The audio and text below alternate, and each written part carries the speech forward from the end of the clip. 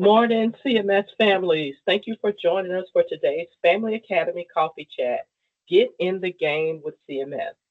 Please take a moment to sign in today's session using the bit.ly that is displayed on the screen and add it to the Q&A. Displayed is our CMS placemat that includes our district goals, mission, vision, and the four pillars in which we carry out those goals with excellence. Translation support is available during today's session. In the top right-hand corner, please select Captions. From there, you will select Live Captions, then select the language of your choosing from the drop-down. Again, if you're in need of translation support, in the right-hand corner, please select Captions. From there, you will select Live Captions, then select the language of your choosing from the drop-down. We're excited to engage with you today. If you have questions during today's presentation, please select the Q&A feature. Once selected, you will be able to type your question to be addressed by our presenters during the Q&A time. And we would love to hear from you throughout the presentation. Please react and engage using the React feature to share a thumbs up with our team and to let them know that you are engaged and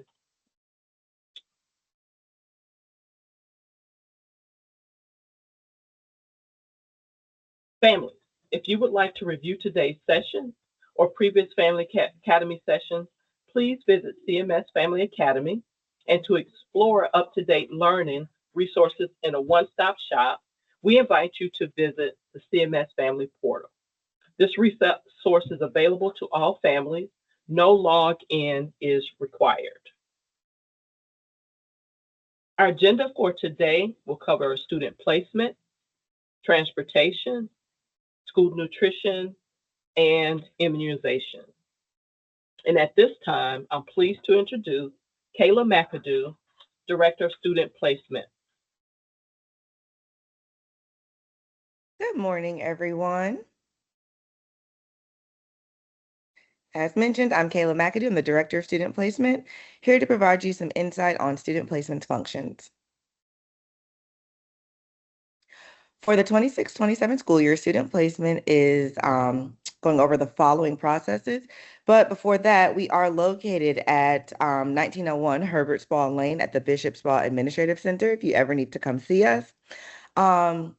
Student placement handles and processes transfers and reassignments. We approve residency appeals and documentation review. We verify residency affidavit documentation. We process independent student applications, review hardship caregiver. We collect and process revocations from schools, as well as processing specialized enrollment situations. So if there is a pre-K enrollment, a DSS enrollment, or anything of that nature, student placement jumps in to help.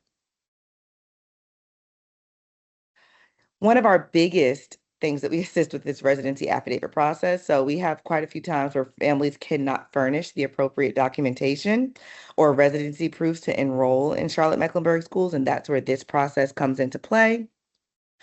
These forms and all the different residency processes are found on our website.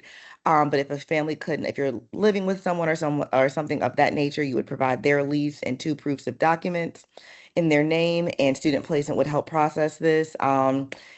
You would this can be done at the school, or you could bring it to our office, but this is one of our main processes we're seeing that families need help with. Residency appeals, that's another residency proof. So this is if, let's say you are living with someone and the lease is not in your name, but you do help out with bills and those things are in your name. Because you don't have that primary proof, you are able to provide three secondary proofs, and you would fill this form out that's here, as well as provide those proofs. You would bring these directly to student placement because you receive an approval letter once we have verified those documents and shown that you do live where you are saying. This would be uploaded into your account, and this would kind of suffice as your normal residency proofs. If you need to enroll, so Charlotte-Mecklenburg Schools has worked to make the enrollment process more convenient for families. You are able to enroll online If you need support and your school is closer, obviously, than it is for you to get to SPA, you can go to your school and they can help you through the enrollment process. They have kiosks there. Or if you need to process an address change and your school is closer than coming to SPA, your school data manager can help with that. Student placement is still happy to help with enrollment. But if you are one of those specialty situations, you must come to us. So if it's a DSS enrollment, student placement also processes future enrollments. So when it's time and we're getting ready to gear up for the 27-28 school year, student placement will process those. If you need any residency assistance as needed, student placement would jump in to help with that in terms of enrollment. If there's any hardship caregiver enrollment support or residency proof support, if you're having some issues there, we're happy to help. Changing schools within CMS. So to change schools within CMS, you would need to do a reassignment or a transfer. Reassignment are for new students to the district, or if you're re-registering, meaning your child may have attended for first and second grade, but now they're in fifth grade and you're coming back to good old CMS, you would be a reassignment. Families have 10 days from the time of enrollment to request a reassignment to a new school. Transfers are for current CMS students who are wanting to request a transfer from one CMS school to another. Those are processed on a quarterly basis once the school year has begun. Student placement does not process transfers to choice schools. So if you're interested in a school choice program, they have a separate process to help with that movement. If you submit an application, it does not guarantee approval unless you are at like a choice program you want to return to your homeschool. That is guaranteed. Student placement does not process transfers to the closed school list, so that you can find that on our website. Those are schools that are starting off already over capacity. All transfers are based on space availability, so there has to be space for your child to sit and attend at that school. And as mentioned, transportation is only guaranteed to a student's homeschool, or if they are requesting to through choice to go to a choice program within their transportation zone. We have a new portal, which has made this process super easy. That's linked there. It's also linked on our website. And making things easier, you get a decision via email rather than having to wait on a letter. So we know student placement does house many, many processes and many things, but to make it easier on our families, we have created parent support videos. So whether it be you've gotten stuck on the enrollment application or you've gotten stuck trying to submit a transfer, these videos walk you through that process and help some of those questions that you may have if you are doing these processes after hours. Otherwise, you are always welcome to reach out to student placement. Thank you so much, Kayla. And at this time, we'll have our presentation on transportation. Good morning, families. We are excited to continue to offer and support transportation services within Charlotte-Mecklenburg School. We take great pride in providing reliable and safe transportation to all of our CMS families.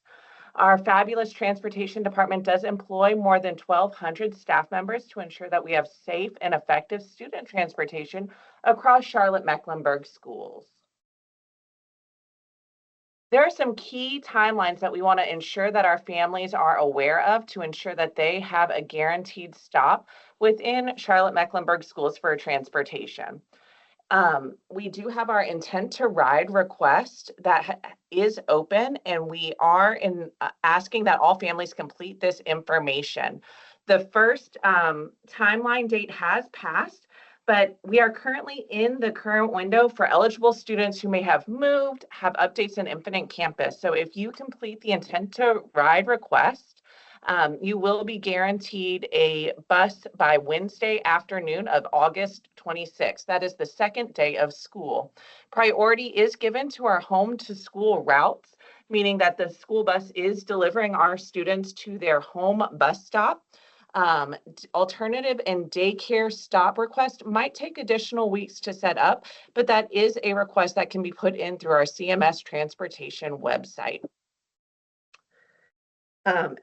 As you can see, using the timeline and key dates that are outlined further throughout the document, if families are unable to complete their transportation request, the first available date might be affected. So please take the time to go ahead and register for this key service to ensure that you have safe and reliable transportation within our CMS system. So what is Intent to Ride? It's a simple pre-registration process that allows our CMS transportation to plan the bus routes. We have so many fabulous students that we are supporting. It benefits our CMS transportation to support our families within this process. Parents, caregivers, or guardians should plan to complete this Intent to Ride form for the 26-27 school year. And it matters because this allows us to have that guaranteed transportation. With over 140,000 students, it does take planning through our transportation team, and we do request that our families complete the Intent to Ride form as soon as you are able to have that safe and reliable transportation. Within the slide deck, it is linked into this slide that says Intent to Ride by clicking the link at the bottom. You also are invited to provide an on-flow ticket if you are having issues with this link. So please submit your Intent to Ride form to get that safe and reliable transportation. And families, we do have our Alpha portal with enhancements. So this will be replacing our Here Comes the Bus app. This is no longer available for our families within the 26-27 school year. All buses and student tracking information will transition into the Alpha portal platform and will be ready to use by more than 60,000 families. So if you've used Here Comes the Bus in the past, and this is something that maybe you've used to check behind and see where those buses are and where your students are, we encourage you to go ahead and download that the Alpha portal app to ensure that you're able to see where your student is within the system. So in order to download these apps, we do have it linked within this slide deck. That or you can scan the QR code on your screen if you have an Android or an iOS device. Hi, this is Ebony Wise. I'm here from Transportation I can assist with the remainder of the presentation. Thank you, Ebony. Go ahead. Right, so from here, families, we want to encourage you to go ahead and download that app. We do have a web-based option where you can go ahead and log into the system from your computers from work or any location.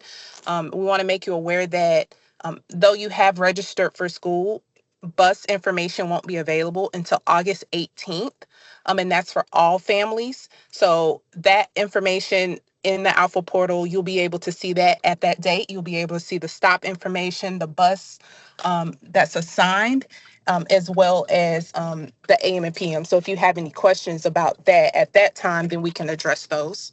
Live tracking will be available starting August 24th. And that's because they'll be doing their dry runs, bus drivers, but we want to ensure that families, the drivers have their time to go through those runs. So we will have that available and you'll be able to see that the first day of school. We want to also make you aware or remind you to update the apps, make sure that everything is up and current. You'll have notifications that will be coming to your phone. You can go into the app and kind of set those the way you like, your preferences and everything, so that you're ready for the first day. Thank you so much, Ebony. Yes. And now we'll have our presentation on school nutrition.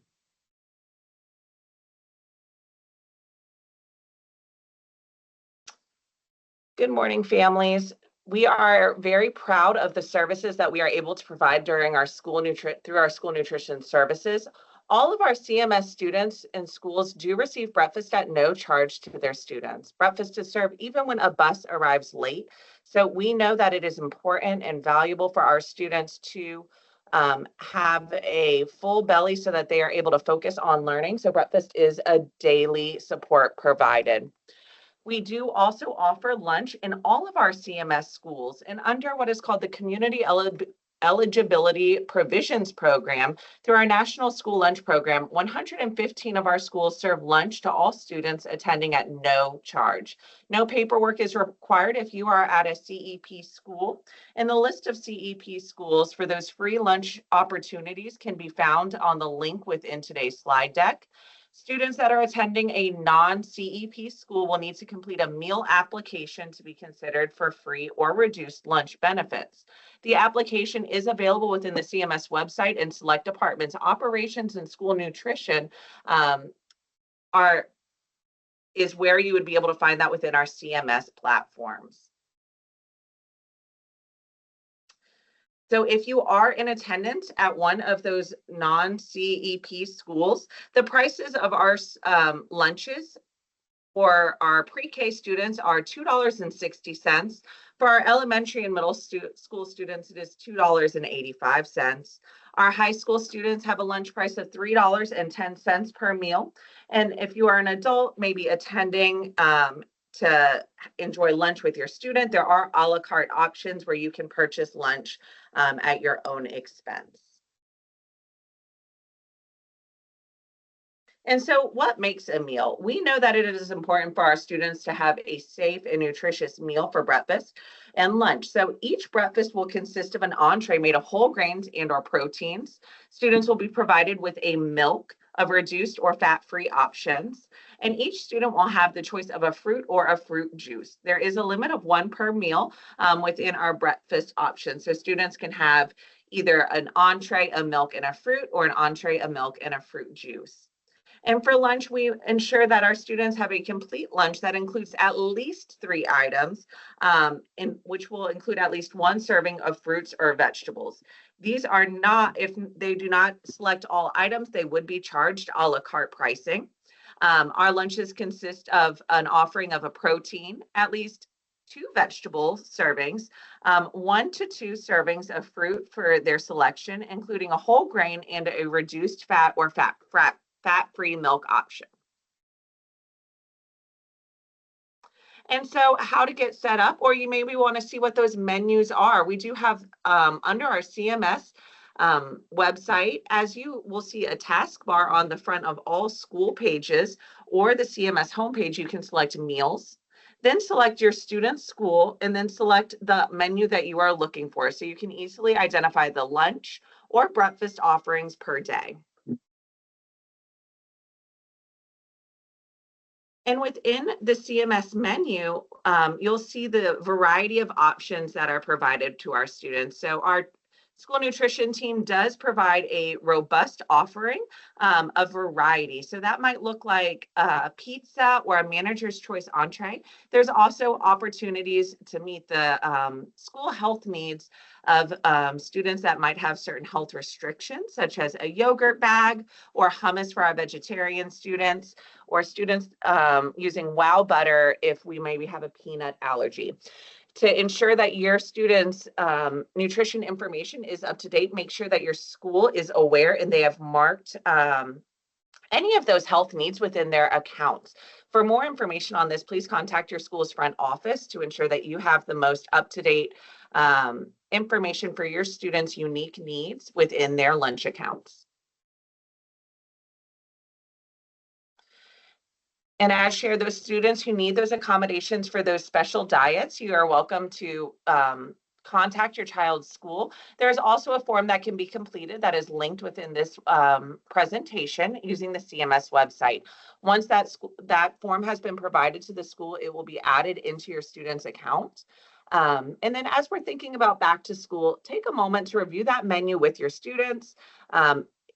Determine if you are at one of those CEP locations, or if you need to submit one of those meal applications for support with the process. And if you are moving forward with payment, review the how to pay online and follow those directions to set up your PayPams account and make sure that your student has funding loaded to purchase any meals as needed. Each student will receive a PIN number or a barcode to be able to scan or type their number into the system to purchase and select their food. This does apply to our students who are at our CEP location. So even if there is No cost associated. They will need to submit their PIN number or their barcode to track the food that is being provided. And so what we want to ensure is that our students are set up. So please take a moment, if you do not already have an active PayPAMS account, to register your student for their PayPAMS account. This is where you'll be able to upload any funding balances to pay for lunches or any a la carte purchases that they might want to select, as well as view the transaction history. So you'll be able to see the food that is being selected within those timelines. And we're looking forward to serving you. If you have any remaining questions, we invite you to submit an on-flow ticket or submit an email to lunch@cms.k12.nc.us. And our school nutrition services team is happy to answer your questions and support you. Thank you so much for that presentation. At this time, I'm pleased to introduce Monica Adamian, Manager of Coordinated School Health. She will be presenting on immunization. Thank you. Good morning, CMS families. I'm just going to take a few minutes and go over some of the requirements around immunizations and ways to help keep all of our students healthy and safe. There are a few state requirements for immunizations that are mandatory for all students in all grades. From pre-K to 12th grade, students are required to have certain immunizations. If your student is up to date, they would only need additional vaccines during pre-K and kindergarten, and then there are some boosters that they are required to have by 7th grade, and then additional shots in 12th grade. There are also requirements around health assessments for students who are new to North Carolina public schools. This is basically a physical, a well visit that your student would need to complete within 12 months or the first year of enrollment in a North Carolina public school. On the right, you can see the dates for immunization and health assessment deadlines. The first day of school is August 25th, and we ask that all documentation is submitted to the schools by that day. However, there is a 30 calendar day grace period, so families have until September 23rd for the school to receive the information. After that day, on the 24th of September, if the school has not received the required immunizations and health assessments, the student will not be allowed to return to school until that information is received by the school. There are a few exceptions. If someone is looking to, if someone has religious reasons to not complete the immunization requirements, the family needs to provide in writing the student's name, date of birth, and acknowledgement of a religious reason for objecting to the immunizations, and that needs to be on file with the school.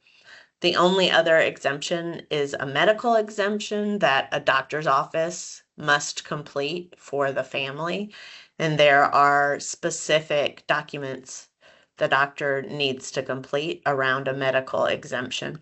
Those are situations where a student may have an allergic reaction or a negative reaction to past vaccines, and the doctor must complete that information. We work with families who are in our McKinney-Vento program and students who are in foster care to support access to needed vaccines and records, and we work with those families directly, and they will not be excluded if there are barriers to getting that documentation.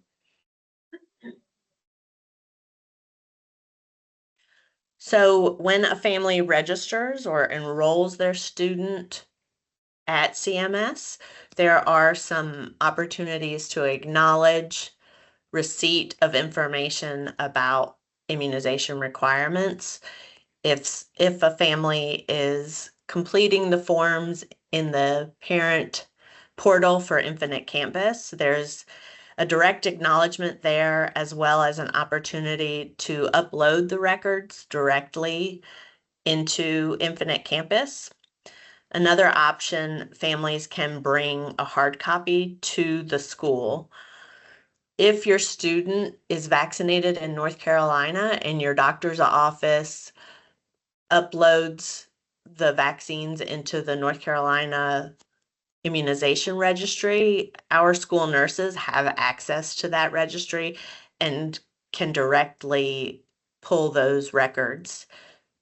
So if you know that your students' records are already in the North Carolina registry, we have those records and can review them. The school nurses are already reviewing records, and many have sent out notifications to families if there were records that were missing or documents that are still needed for this school year. If your student is missing anything, you will receive at least 2 letters as well as parent square messages and possibly phone calls from your school notifying you of what is missing and what's needed prior to that September 24th deadline. Here are some resources if you have questions about the vaccine requirements. The North Carolina Department of Health and Human Services has those vaccines outlined. There's also information around the specific religious and medical exemptions. And then we have access to the notice of requirements and the notifications of missing vaccines, as well as some community resources and information about area resources for getting vaccines and health assessments. One resource that we have at our SPA administrative building, the health department provides vaccines every Tuesday, and students and families can get their records reviewed, and if any vaccines are needed, they can get them at that location, as well as the health department's ongoing vaccine clinics at both the Beatties Ford Health Department and the Billingsley Road Health Department. An additional resource we have is through a partnership with Atrium Health. At our SPA administrative buildings, we have a nurse who can provide a virtual health assessment that will fulfill the requirement for families as well. And if you are interested in accessing that, the number on the right, you can request a visit at that location.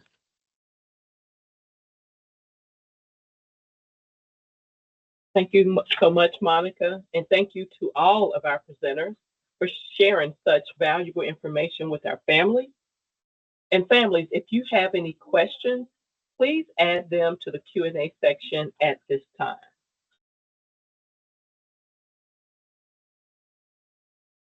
And as families are adding questions to the Q&A, we will review any questions that have already been posted.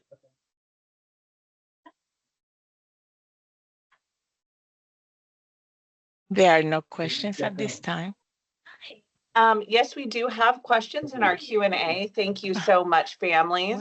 The first question will be, will lunch balances roll over to the next year if my student does not use it at all? Please submit that question via the OnFlow system so that we are able to ensure an accurate answer is provided by our school nutrition team. Your PayPal account is active year to year, but regarding that fund rollover process, please submit an on-flow ticket. We will be submitting that within your comment as well, so you can have a direct link to that process. Our second question is regarding having a student whose lunch funds where the student has graduated, regarding the transfer of those funds. Once again, that would be a great question for your individual situation to receive that follow-up. So if you could please submit that using the on-flow ticket to our school nutrition team, they will be happy to provide you an exact answer within that platform. Our next question is, if immunization records were provided for kindergarten last year and they were up to date, do we need to resubmit those same records for our first grade student? Thank you for that question. And no, you do not need to resubmit records that are already on file with the school. The records will transfer from year to year. If your student is missing anything, the school nurse will reach out to you, but you do not need to resubmit. Our next question is for our transportation team. If I sign my child up for a bus, are they still able to be a car rider sometimes?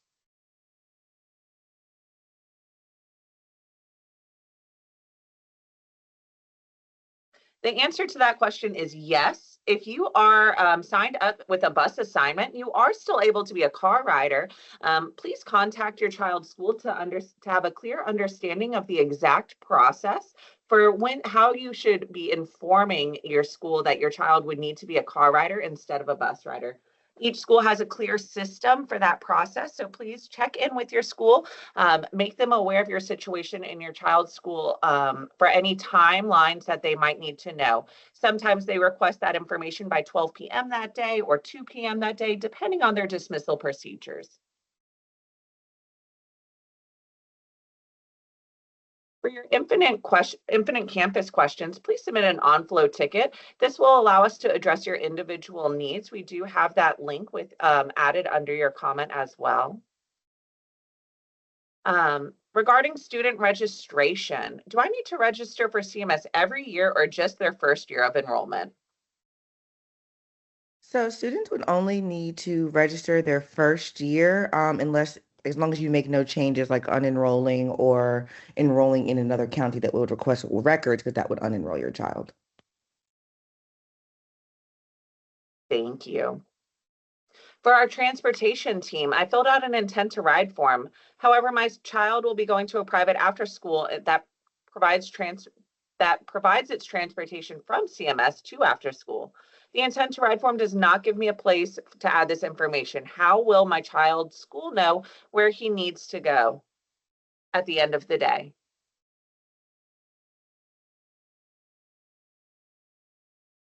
And that is a great question. We know that each child might have their own unique transportation needs. Our recommendation is to submit this information to your school using OnFlow, or to reach out via phone to your child's school to understand their process and make sure that after school care transportation is set up for pickup at your child's school location. Make sure that you've also coordinated with your private after school to inform them of where their pickup location would be and any of those that key information. There's a transportation lead at each school that you can ask to speak to, and just make sure that that is set up appropriately. For our school health team, to clarify, the health assessment must be completed within 12 months before the first day of school. So the health assessment can be used for a student if you've had a physical within the last 12 months and your student requires a health assessment, that physical can be used. It just has to be within 12 months of the student starting school. Thank you. We downloaded the Alpha app for buses and did what we think is a bus request. Is that the same thing as the intent to ride? The intent to ride form is separate from the Alpha app. please make sure that you have completed the intent to ride form. If you have any questions regarding the application you submitted, we invite you to submit an on-flow ticket so that we can review what has currently been submitted based on your student and ensure that you have completed the correct form. And if you need support within those forms, we are happy to provide that information. If my child doesn't drink milk, are there other drink options for lunch? Can they bring an alternative drink? That is a great question to submit via OnFlow to ensure your school's process and possibilities. Students are welcome to bring their water bottles into lunch as well. And if it is due to a milk allergy or lactose intolerance, please make sure that you have submitted the special accommodations for school nutrition form within the CMS website so that that can be marked within their lunch profile and ensure that there is no contamination of a possible allergy. For our student placement team, are there exceptions for schools on the closed list to be considered for transfer?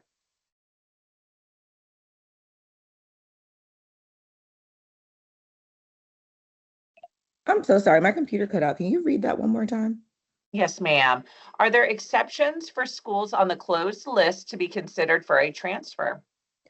If a family is wanting to transfer to a school that is on the closed school list and it is not like a choice program, them wanting to transfer back to their home school, they must meet one of the extreme hardship categories as outlined by school board policy. So those are reviewed on a case-by-case situation if there is an imminent concern. Thank you. There is a question to clarify what a non-CEP school is. CEP means our community eligibility provisions, and a CEP school does receive free lunch for all students. If you are at a non-CEP school, that means that your school community does not receive that free lunch for all students based on community metrics. So non-CEP schools, families that might need support in purchasing meals are welcome to submit a free or reduced lunch application to receive those supports. That information can be found on our CMS website or is linked within today's slide deck on slide 22.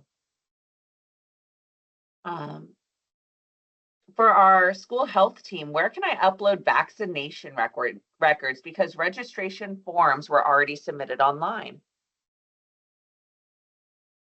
You can, if you still have your information for Infinite Campus Parent Portal, you can upload it, or you can bring a hard copy to the school. Thank you. If you are at, one question asks, if we don't intend to buy lunch, do we need a PAMS account? If you do not intend to buy lunch, you're going to either pack your lunch or you are at one of those community eligibility provisions campuses, you are not required to create a PayPAMS account. However, there might be additional opportunities for payment through PayPAMS, such as field trips or other forms. So while that might not be an immediate need, please be aware that that could be a resource used down the road or for future payment opportunities within the school. Our next question for our school health team, are there any forms for allergies and EpiPens that a doctor has to sign, or are all of them completed by the parents? Yes, there are forms that doctors need to sign if you have medications or an allergy action plan that needs to be implemented in the school. If you go to the Back to School webpage and go to School Health and Student Wellness, there is a page for health documents, and you can find the required medication administration forms and emergency action plans there. Your nurse can also provide hard copies if you need. Thank you. Is there a school bus available for after-school clubs? for our transportation team.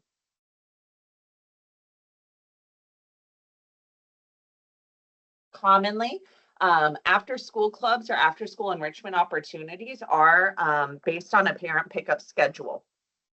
To review or find out additional information about your child's unique campus opportunities or the club that your child will be enrolled in, please reach out to your school directly.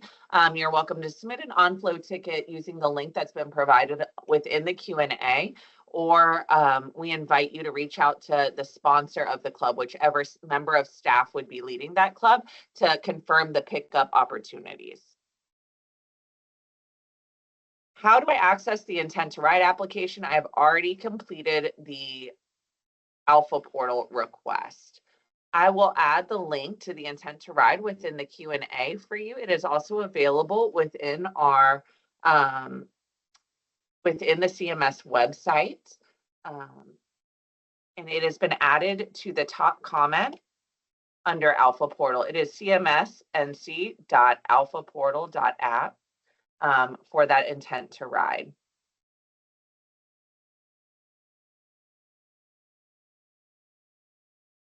If you are getting an error message within the on-flow system, please go to the CMS website and select Contact Us and click Email to submit your on-flow ticket. And there is a correction. All intent to ride forms are done through Alpha Portal now. And so please, if you have submitted your intent to ride form through Alpha Portal, you should be good to go. We do invite you to submit any questions using the on-flow if you have not received that follow-up. And there is also follow-up regarding the questions regarding that PayPAMS account. If you have funding from last year remaining in your account, it should roll over. So if you had money remaining in your account from last year, it will roll over into the upcoming school year. I apologize for any confusion within that answer. So that would be for your school lunch and information for PayPAMS.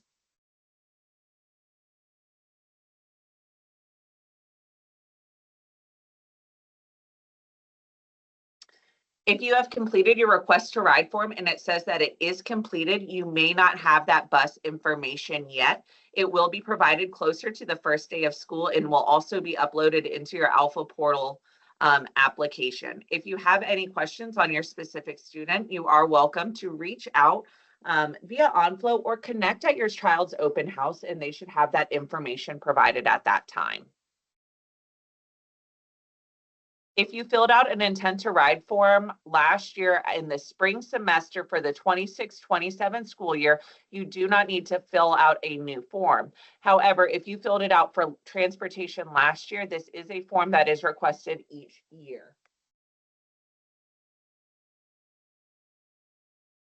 For our school health team, we have one additional question. We have uploaded vaccination certificates. Will we be notified of missing vaccinations, or should we get a vaccination certificate from the pediatrician before joining? This child will be in first grade. If you've uploaded the certificate from your pediatrician's office, that's sufficient, and the school will reach out if anything's missing. Thank you. And for the final question, just to clarify, yes, the request to ride form is within Alpha Portal at this time. I apologize for any confusion within that information provided. So within Alpha Portal, if you have submitted your intent to ride form in that request for transportation, you should be good to go with those application processes. If you have any questions or need confirmation, we do invite you to verify with your school using that on-flow system. Families, thank you so much for your engagement today within this process. If you have any questions, the on-flow link is within the Q&A. You can also reach out by visiting the CMS website or your school-specific website and selecting Contact Us. We recommend using the email feature to reach out with individualized concerns to ensure that you get the most direct and appropriate follow-up. Thank you so much for your engagement, and we hope that everyone has a successful and safe start to the school year. Have a wonderful day.